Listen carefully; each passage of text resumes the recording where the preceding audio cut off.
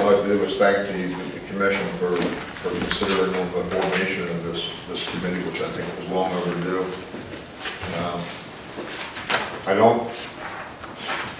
Personally, I don't plan on meeting once a month. I was thinking maybe more like quarterly to start out, start slow. There are issues. Susan was also kind enough to put together a couple of things that I think are important.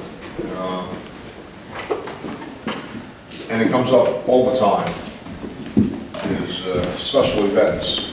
We have them all over the place, and it's like, sort of like, you know, you don't hear about it, we don't talk about it. So maybe, I don't know, if it's something we want to do, or just it's not broken, but maybe there should be some type of policy on special events, regardless of where they're at, whether in an ag district, preservation. And what I mean by special events is that, and most people know what they are.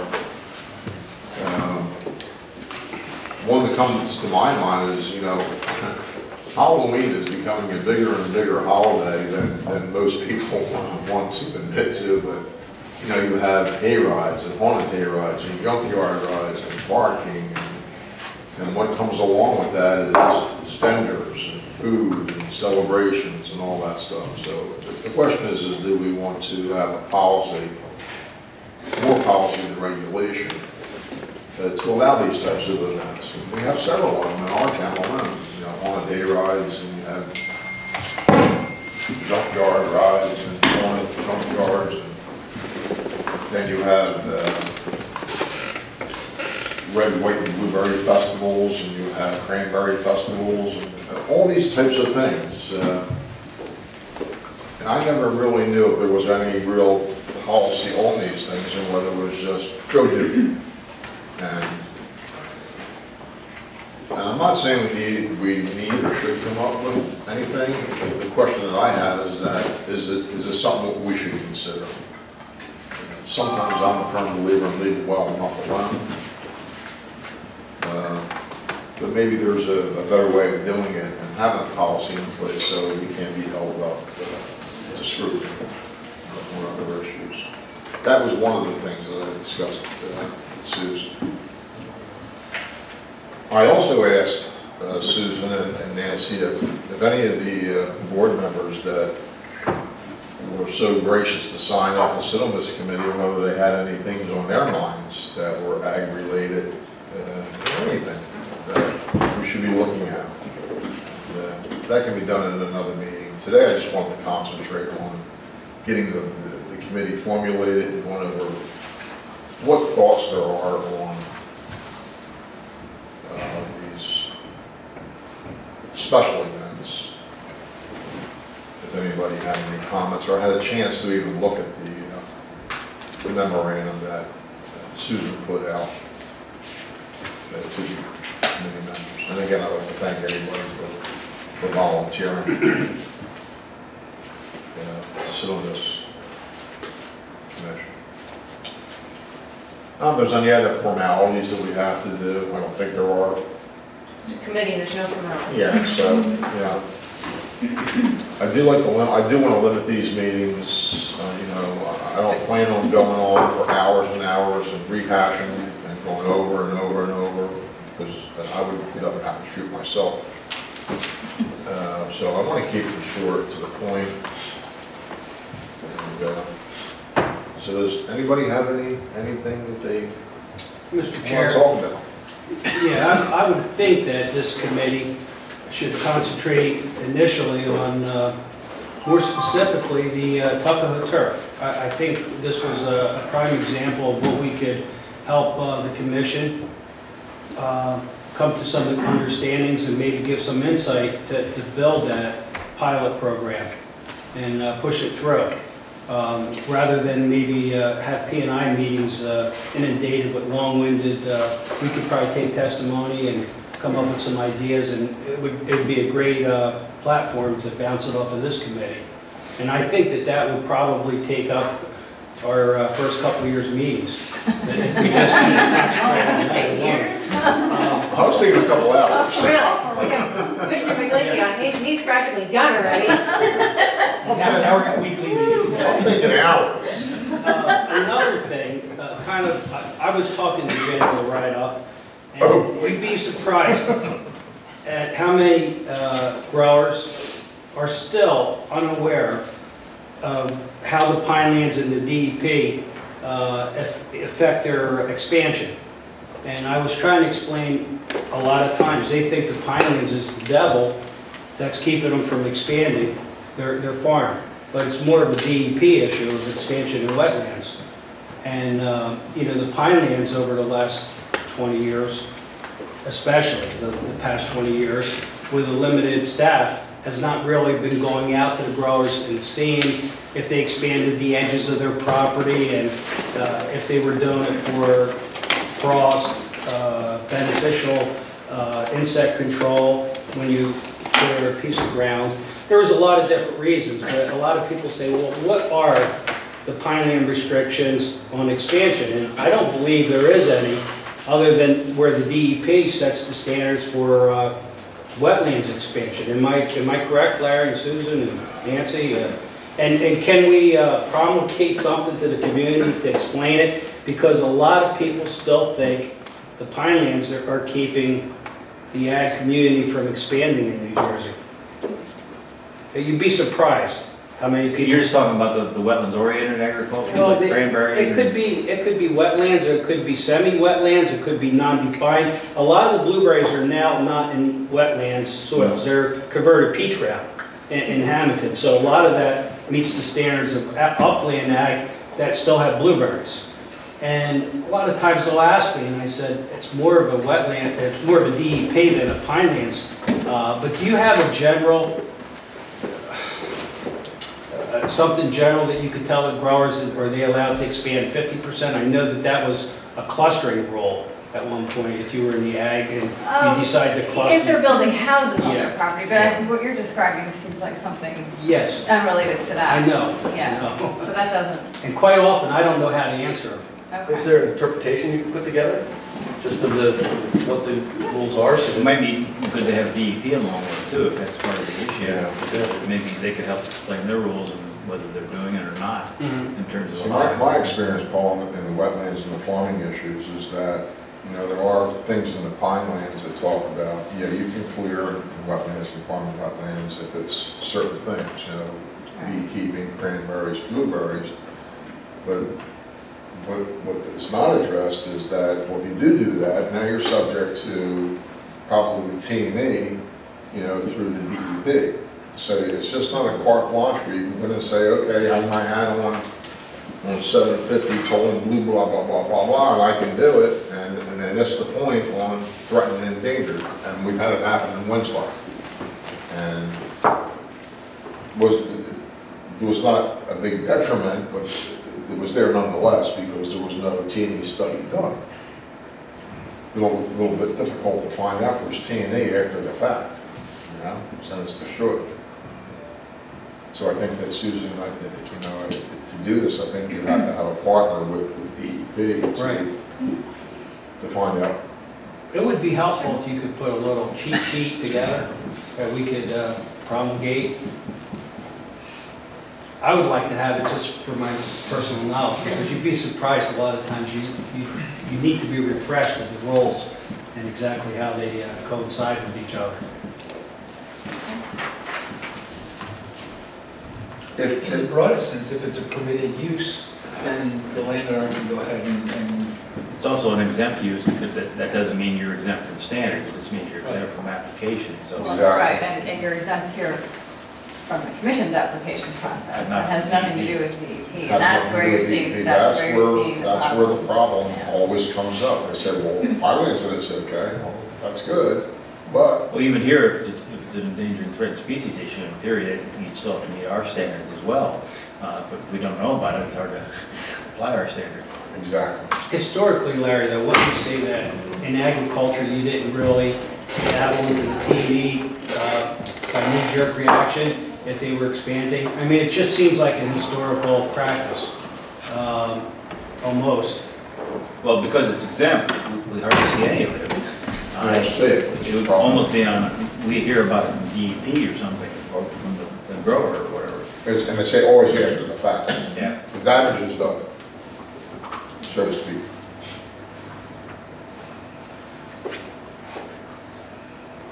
When you put something like that together, Susan, as like, let me better explain the process, do that. Is that something that can wind up in the CMP without a CMP amendment, or is that just going to be a document that we just pass out? No, I mean, I think it'd be more just writing down a, more detailed explanation of what the regulations say. It wouldn't be something the commission would be adopting as regulation, it would just be guidance or, and the commission's role or the regulatory role is a piece of it, but it's really more the coordination between the commission and DEP, so it'd almost be like a joint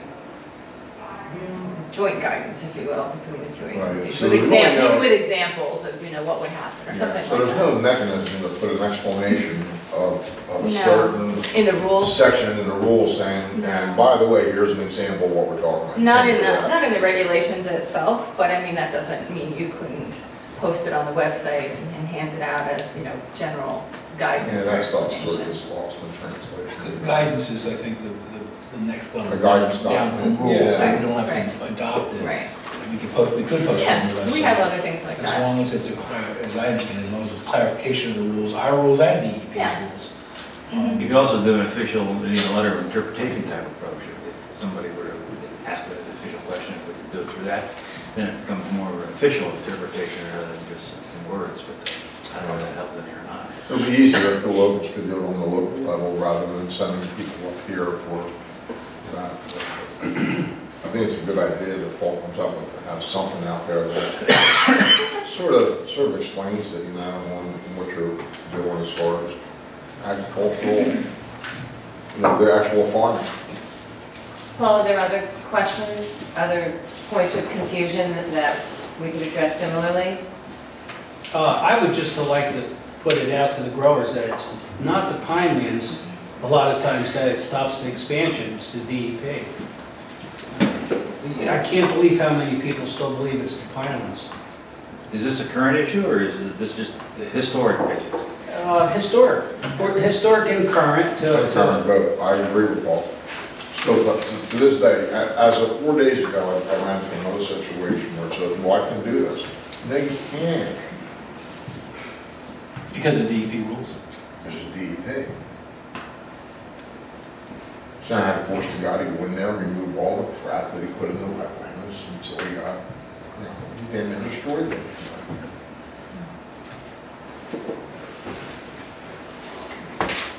Back to your first point regarding special events. Yeah. I know a lot of these things are special to the Pinelands, a lot of these events that go on. However, if anything, if we've learned anything from the turf farm, it's that you can't just turn a blind eye. So I think we're going to have to, in my opinion, look at rules for all of them, so that they don't get out of control and, hey, look what my neighbor did, look what that guy did, and they grow and grow and grow, and then we end up in a lawsuit and settling something we're not happy with.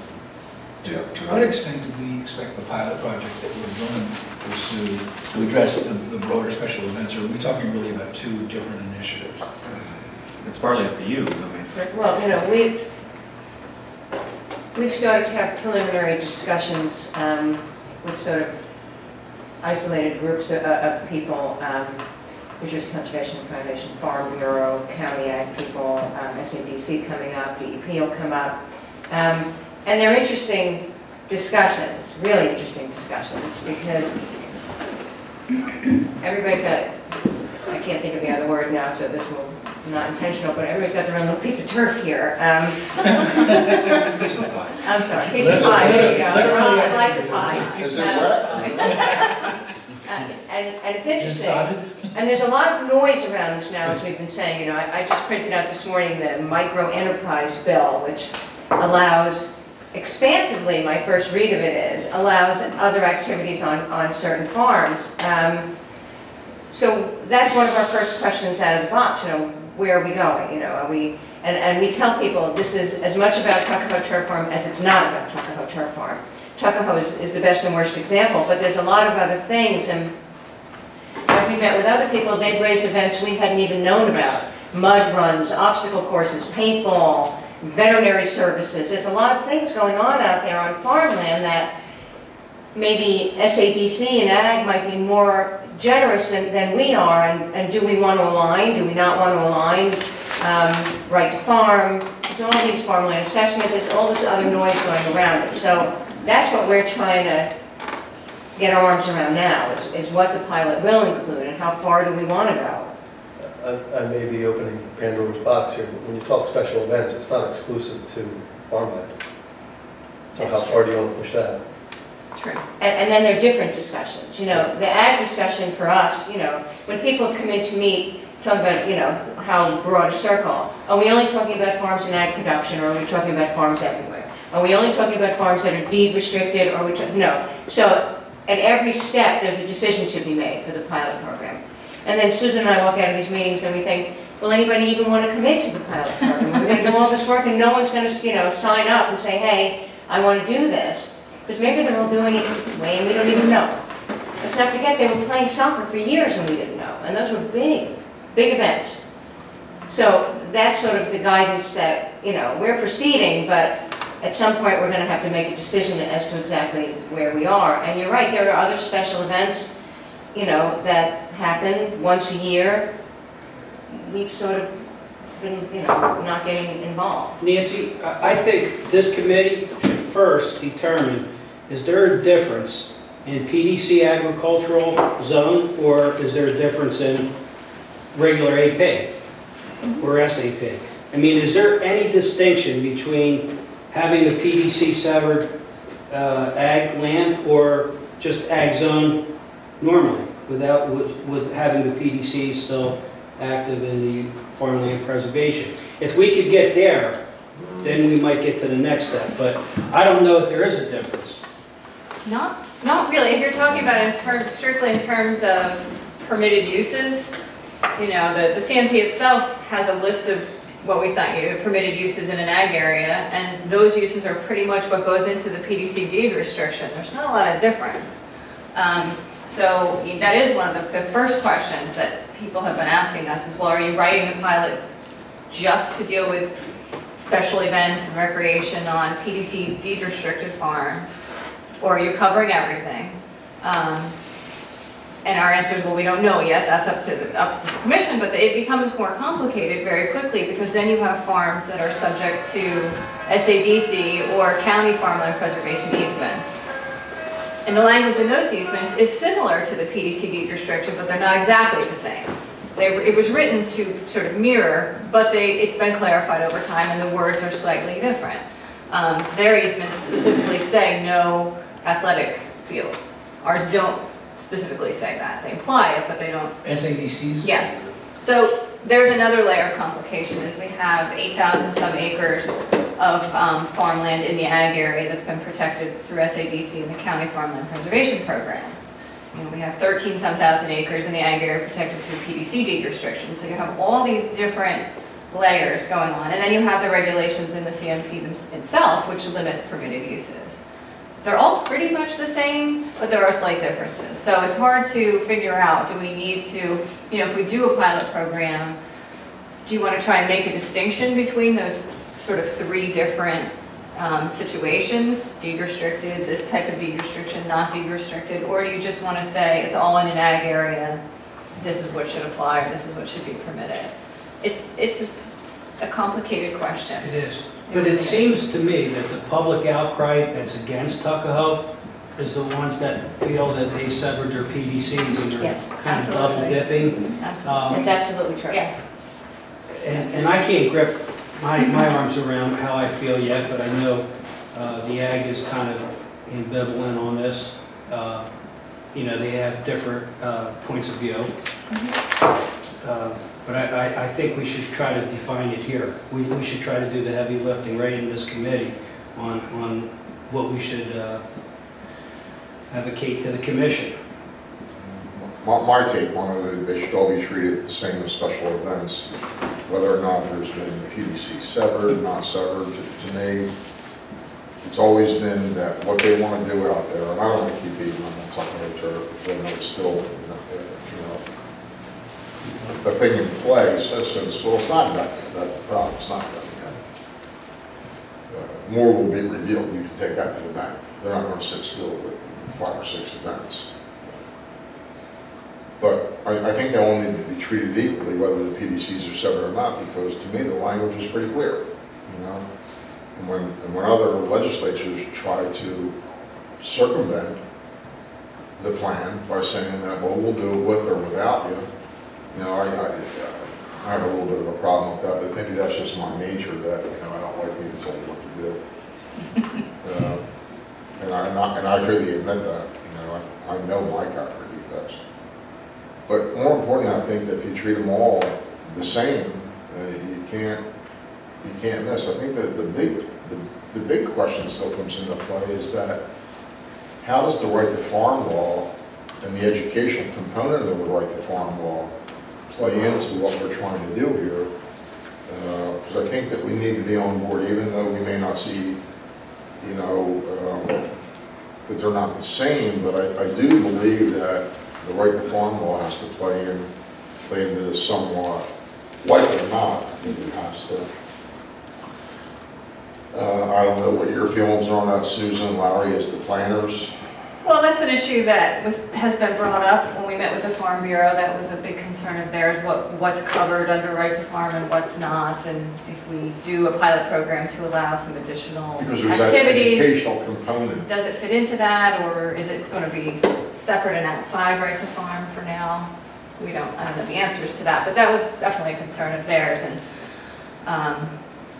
basically what's protected and what's not. Aerating sod by use of spice to me is not an educational process to grow sod. That's another story.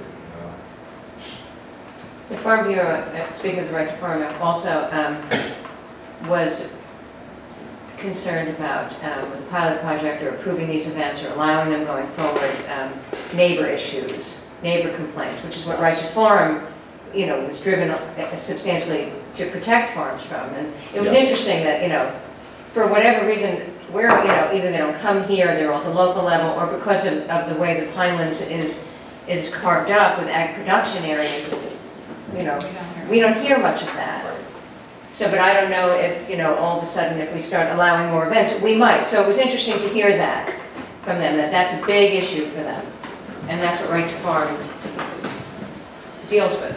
Also, I would be remiss if I didn't tell you that Stacy thinks right to farm doesn't have much of a role in Pinelands. You know why she thinks that?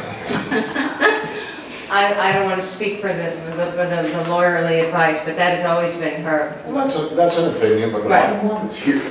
It is fair. Right, so I guess, whether you agree with it or not, it's here. So one thing we probably need to address is what's the relationship between the right to farm and our regulatory scheme. And regardless of whether there may be a statutory distinction, it's still something we should get our arms around. Does it make sense for it sounds like you're meeting with a lot of interest groups to once that's done, to come to us with a sort of scoping report. Here's what we're hearing. Yes. And then maybe we start to think about how we want to tackle it, whether it's one piece at a time. And it is interesting, I think we've had 3 meetings so far. So this morning, I went over all of my notes and was summarizing them, and you could see the issues clearly lining up. Who we met with? What industry? We met with Pinelands Preservation Alliance, we met with New Jersey Conservation Foundation, we met with the Farm Bureau, and we met with County Ag. Burlington and Atlantic County Farmland Preservation Programs. We're going to meet with SADC next week and also with Ocean County. And hopefully with DEP. And we have, it's been suggested, and we're trying to figure out a way to do it, perhaps to meet with some of the members of the farming community themselves. If we can make that work, I think that would be useful as well. But yeah, that was our intent, was to finish up that sort of round of initial meetings and then kind of put an outline together and some details for you all to see. I mean, the issues you can imagine, and just basic are, scope, where should this apply? To all farms, just farms in the ag area, special ag area, you know, so the scope is important, scale of activities, what do we want to regulate, what do we not want to regulate. You know, we've been talking a lot about special events, and that's certainly one category of things, but then there's also more just, I wouldn't even call them special events, they're, you know, softball camps, or yoga retreats, or, you know, more ongoing type of activities, not necessarily a twice-a-year festival, but sort of an ongoing low level of perhaps non-farm related activity that's going on. That's been pointed out to us as well, that some of these things do relate to the farm, and other things don't, but they're occurring within an existing building or something like that on the farm. And so how far do you want to go in terms of a pilot program? Well, I don't think there's any question in anybody's mind. There's a few that are for good causes, but for the most part, this is about making money. Sure. And that's the bottom line. Yep, absolutely. And the reason I brought up about Halloween is that technically with all these Halloween, like the junkyards and the mazes and all that, there are 30 to 40 events, you know, a year. It's not just 1 or 2 or 6 events. It's you know, 30 to 40 days prior to Halloween, and Halloween's the big night, and there's all kinds of activities going on. It isn't just load the kids in a wagon and take them through the corn maze. There's all kinds of things. Johnson's Farms, you know, they put on a hell of a show. I mean, a lot of places do. Yeah, there was an issue, not in our Which is a area, in good the thing for northern the part of the kids. state, about the pumpkin chunkin event, where the pumpkins were brought in from somewhere else, and that caused a rub to get the approval, because they weren't their pumpkins. If it was their pumpkins, they could chuck them as far as they wanted to. But yeah, all these things are starting to nibble at the edges and causing regulators angst. Yeah, because it's not Pinelands pumpkins. Right. I mean, geez. Maybe we could chuck blueberries. All right. As long as they're rotten. You know, I sit on the Camden County Ag Development Board, and we were approached too, after Atlantic County was approached with the endorsing resolution. And it was funny because the people that were coming to us had no clue that I actually sat on the commission. They just thought I was just some moot sitting in the audience, which for the most part I am. But I started raising a lot of questions that they couldn't answer, you know? And then they started lying, and it was obvious they were lying. And one lie leads to another lie, and another lie, and another lie. And then you tell them who you are, and they sit there and say, oh, wait. But it's just, I don't trust them. And it's complicated, as we said before, you know. The ag boards get information from ag and SADC, and then we show up with different information, and it is... When we pick the growers to be interviewed, could we maybe get Betsy to get the old ag committee and use those as a starting point? Yeah, that's Excellent. our plan. They have almost every entity involved. Yes. And it's- That's the plan. And even maybe give them like minutes of our meetings would be helpful too, or whatever information you could pass along.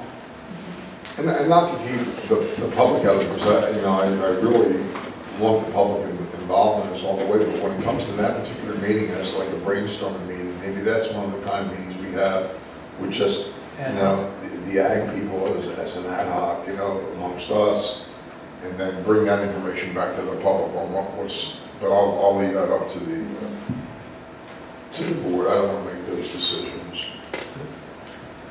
Just because I'm the emperor. Only you know that, now everybody's gonna Let know. me fix this damn thing. Still Just in waiting. case anybody had any doubts. Right, yes, just a reminder. Oh, I've aspired to this position my whole life. It's an competitive act. I thought we were gonna have a coordination this morning.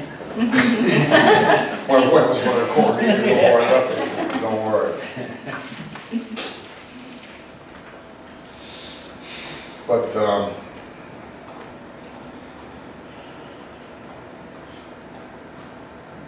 there are other couple of things that you know, I think need to be looked at in the ag production areas. And I'll just throw them out there, just for food for thought for later on.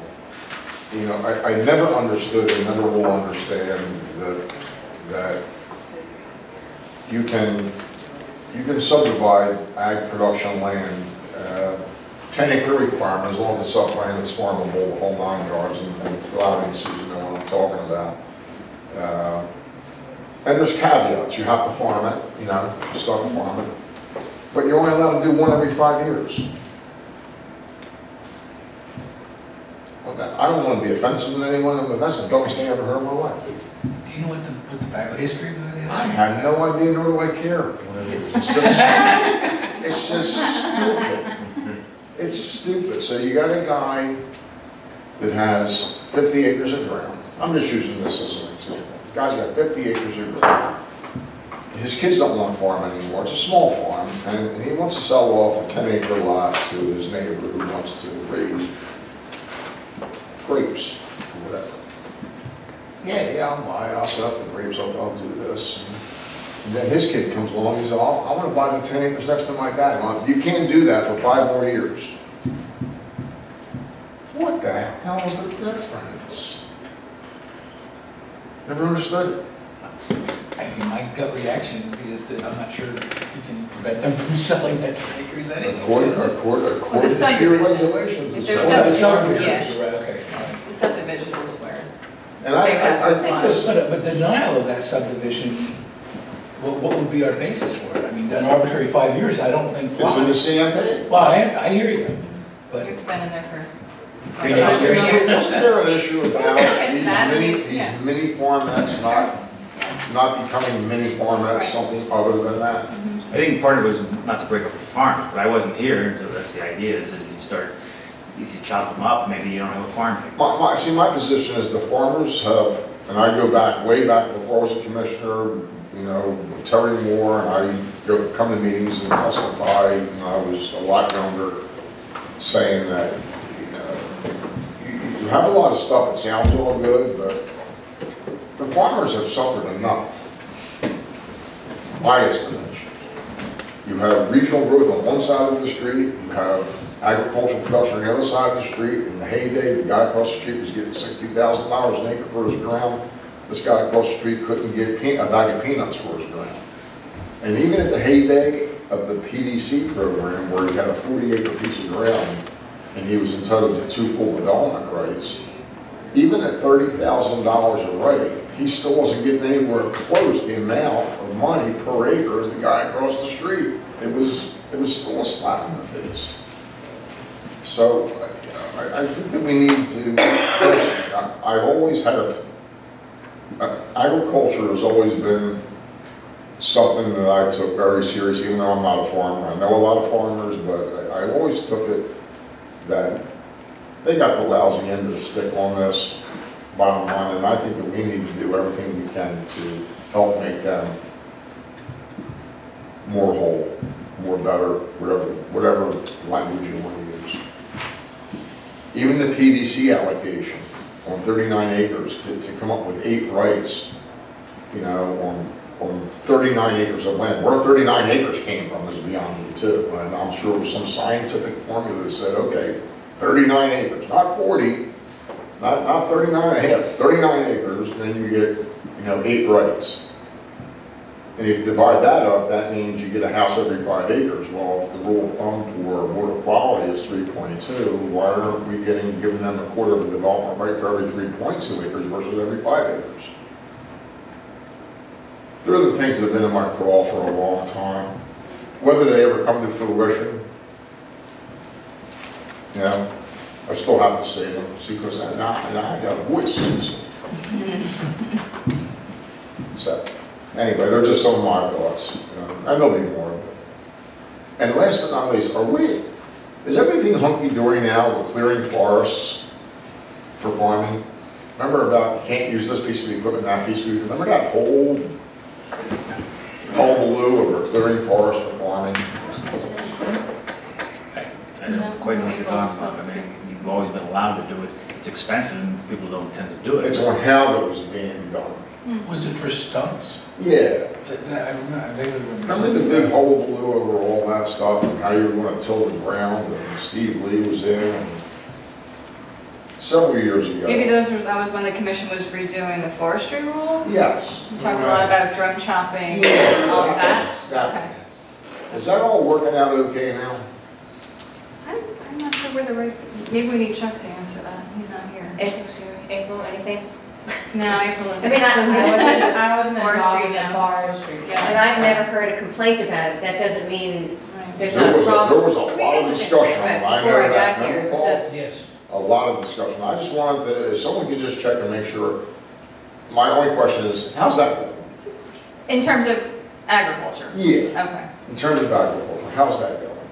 I mean, if you're clearing for agriculture, you're not subject to the same set of rules. Right. It's forestry is a separate use, if you like.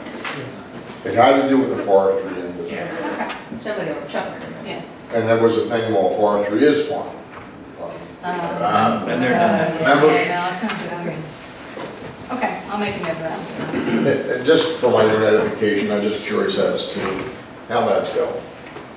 Hopefully it's going good, because I haven't heard anything either. You know, sometimes when you think it's going good, you haven't heard anything, and then you start to poke at it. Well, then maybe you shouldn't answer that. April, check with Chuck. I will. Thanks. He might have And some. if it's, geez, I'll get back to you, then good, then I'll get back to you. Maybe we don't.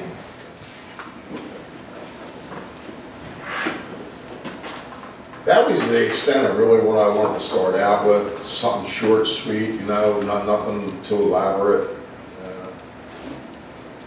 Well, I think, Unless anybody else has anything they want to add. I think our Like this next first meeting, meeting. Mr. Chairman, if we could have like those old ag people give their opinion, maybe even be present, give testimony, maybe a summary of what the staff heard from the different groups, and then maybe try to digest that and debate it. That would be awesome, even if it took 2 or 3 months. We don't have 2 or 3 months. You don't have that long. We don't have that long. We're in a very tight schedule. Okay, what about us? You know, the pilot program? Yeah. Yeah. Okay, so when do we need to meet again, Nancy? Well, yeah, let me ask you that, because I think the word open, you know, I don't want to have a lot of meetings, but, you know, I will accommodate what your needs are. So, I mean, Susan's saying early June, early, you know, first in a month. First week of June. We should then be ready to tee up all the issues we've identified, what our recommendations are, or, you know, where we need input. That would be good. Yeah, I'm gonna harvest around the 18th, 19th, so that should work out from there. I'll try to get up here before. so do you want to set a date now, and is that going to be open to the entire public, or are we going to try and sit down, or open it up to everybody? Well, Oh, you I know, think it should be, public. I think it should be public. Okay. I Yeah. wanna hear from And the in between now and then, we're going to continue with the meetings we have scheduled. We'll reach out to the members of the former, or still current Ag Advisory Committee and see what we can schedule in terms of getting together with them, whether it's with all of you, or we'll just let you know when Some the of us, meeting. and try to do that Yeah, I mean, before that's- this other meeting. Oh, absolutely. We need to, Good. we're going to try and finish all of these meetings and then put together summaries and an outline and, you know, some issues for you all to discuss at your next meeting so that we Even can. if you can't get them, you could do a phone interview and maybe get 10 pertinent points Yep. and let them answer those points. From the farmers. Yeah, Yeah, even well, if you This couldn't is get gonna them be a together. tough time to get them, I imagine. Right, Yeah. well, it's always a tough time to get a lot of them If you together could in get their one place. opinions, they would be helpful to all of us. Yes, we agree. We have a lot of things going on here, and I don't want to make this more That committee, complicated than it has to be. it was well stacked. How long ago was it? About 2 years ago, I guess. Jay, it was our last meeting. It's been a few years. It's been longer than that. 3. Yeah. Oh, I it's- was here, so, Yeah. yeah, I was here. Maybe It was in a gypsy's pesticide Yeah. permit issue. I'm gonna say 2011 or 12. Right, Yeah, that's it's right. been a while. So the pilot project is on this committee's agenda, so we have to schedule meetings to meet that timeline. At least one more, and then we'll see whether at that point you want to keep meeting about it, or you want the whole commission to talk about, you know, we'll have to see where we are at that time. I'd like to come up with some type of recommendation at the next meeting Yes. and move on. Yes. I don't want to beat things to death. No, we agree. Beat enough things to death. So when are you going to meet? What's convenient for you guys? We'll grab a calendar. Yeah. He's got it right Oh. there. What's the first Friday in June Okay, 5th. do we want to make it the off June Friday? The 12th is the commission meeting.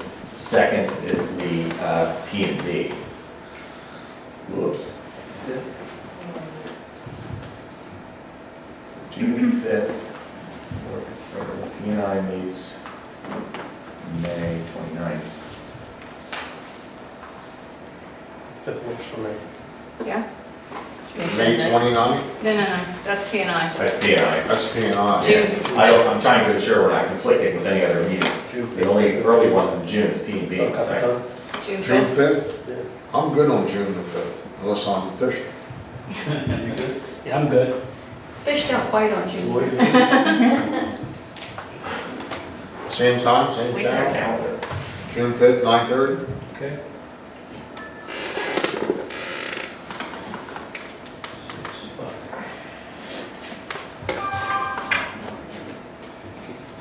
Ag meeting, right?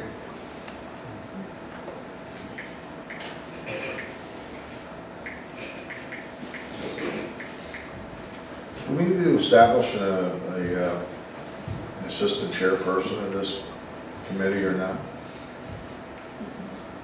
Shit. Certainly there, I was gonna nominate Paul. Start a lot of crap. Let's just do that. That's make not, him do it. that's not affluent. Yeah, sure, now I gotta go. You think you gotta show up? Oh, I love this guy, kidding me? Especially when they're short. June 5th. June Are 5th. we taking public comment today? Yes. Yeah, I was gonna open up to the No public. mule stores? We could just shut the public out and say, you're not allowed to talk. We could do that. Certain members of the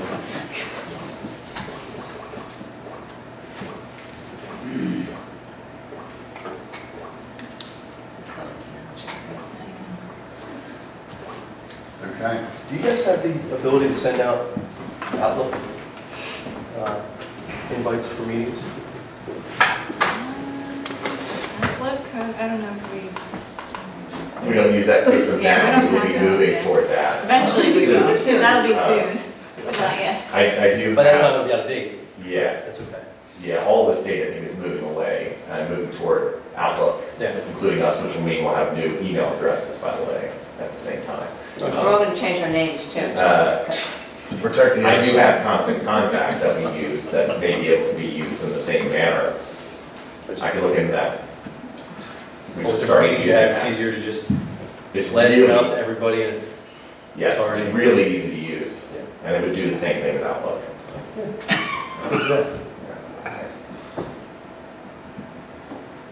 We get hats, a hat. T-shirts?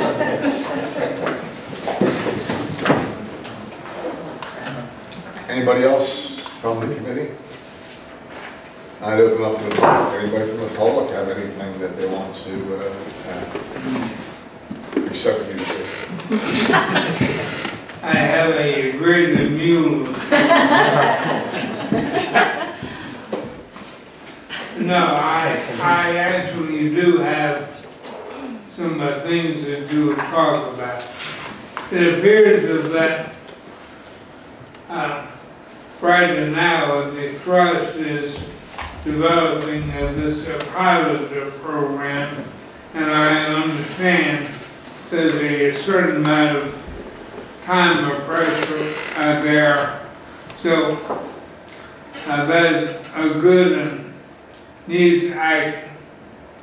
But in the longer term, assuming that this committee is not existing just for that purpose, and I assume that is correct, you certainly need to develop a way to interact with and receive input from the agricultural community on a regular basis. I agree. And not only that, but to give them feedback. And not only through the county ag committees, but also have a way for the growers and the farmers and the land. I don't want to exclude the some larger landowners in the preservation area that are not farmers at all, but who do have concerns that are agri-related, landowner-related. Paul mentioned some of the things that I discussed with him on the way up here, so I won't struggle with the repeating of that. But you do need to think about how you were going to interact with the regulated public, and the farmers are a part of the public too, and they're maybe a special class, but they can come and make their opinions known as a part of the public, in my opinion. There's no need to have farmer-only meetings. They put their boots on one at a time, just like the emperor does. So that was more or less that. I do have a lot of thoughts about things that maybe are special events that are restricted by the deed restrictions that ought not to be, but one day a year motorcycles are running across the corner of the farm is not something that ought to be subject to a deed restriction anyway, but it is, and it's not something that makes the growers any money anyhow, but it does restrict the activities of the motorcycle clubs, and that maybe that was the whole intention, which is kind of a mean-spirited that it seemed to me. But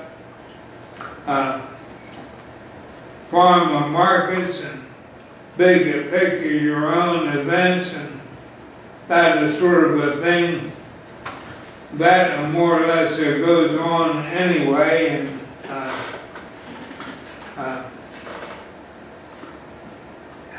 you don't want to remove all of the sources of litigation. The lawyers will all go broke. So that's all from me. Thanks, Jay. And I think the struggle is trying to get those farmers, to participate, because I do remember when it was a different form of a committee, it was very difficult to get the people to come out. And wow. Whatever we need to do, whether it's through the Camden County Ag Boards or personal phone calls from friends of farmers, whatever it takes to get these people out, I'm in favor of, because it didn't seem to work the last time. From April until October, it won't work under any circumstances. They are a committed bunch, and it ain't too irregular. So, if you want to have a commercial or professional agricultural people involved in your work, you need to work when they're not working 18 hours a day on the farm. My retort to that would be, if this is going to be something that's going to benefit and be that important to the agricultural community, which I believe that it is, I'm sure they can take an hour out of their time to come to a meeting and voice their input. And if they can't do it by coming, then send us something in writing by email. That's not difficult to do, I agree. because it's important. Well, They find time to go play cards at the end of the day. and at the end of the day, it's a different, if you were wanting to start Well, how about your you? meeting at 8 o'clock in the evening, you'd probably have a lot of better attendance from some of them. But some of them are probably in the bed by 8 o'clock too. I'm determined to make this work in the best way that I can.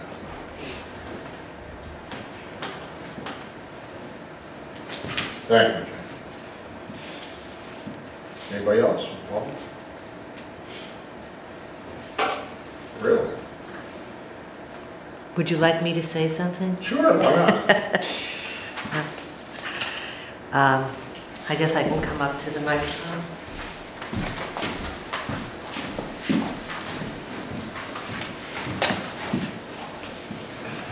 Fran Brooks, Tabernacle Township. I guess one of the questions that I'm thinking about is whether the staff will be issuing an analysis of, a written analysis of the discussions that have taken place, that are taking place with these various interest groups, and will the staff also be providing an analysis of all the different circumstances that, for example, that Ms. Grogan discussed regarding deed restricted, non-deed restricted ground, regarding, those criteria for preservation area versus ag production area, how this analysis actually fits into the existing definitions that are in the CMP, and how they conflict, how they're consistent. So there are a lot of questions, and I think some of those questions are really being generated by the Tuckahoe Turf Farm situation, and so there needs to be definitional clarity. I would also think that there needs to be some understanding on the public side as well, because I'm speaking for myself here, how the commission can proceed given the current definitions that exist in the CMP. For example, I'll give you a concrete example. How does the definition, what constitutes low-intensity recreation, and how does Tuckahoe, for example, fit within that definition of low-intensity recreation? So I'm hoping that that the staff's going to be able to. There's just a lot of nuances. This is a really complex issue. You're really faced with a lot of complexities, and I'm hoping that the staff will illuminate the issues and address the complexities within the time period. That's all I have to say. Thank you. Thank you.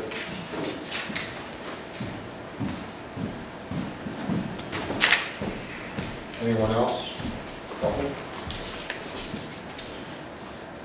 Okay, we close to the public. Anybody on the committee that I need to? I would just really like to thank you for your efforts.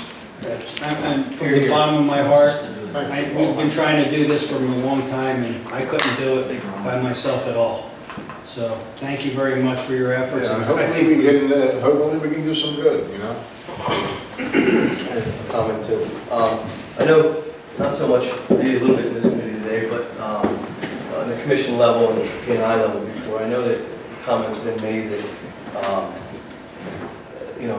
some of these farmers, whether they're mom and pops or corporations, are making money off of some of these activities that they're doing.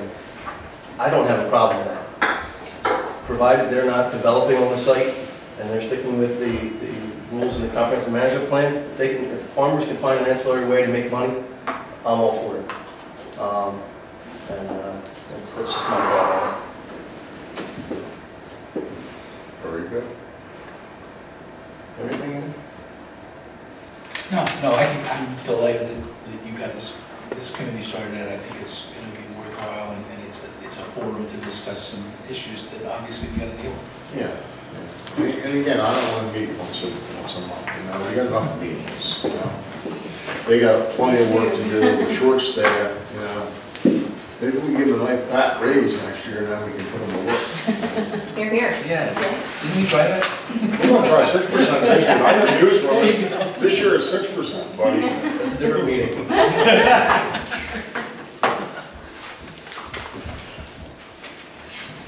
What about our Attorney General? Our Attorney General have anything for us today? No choice, huh?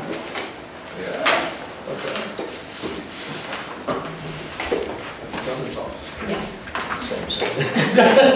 You got more right than a sea horse.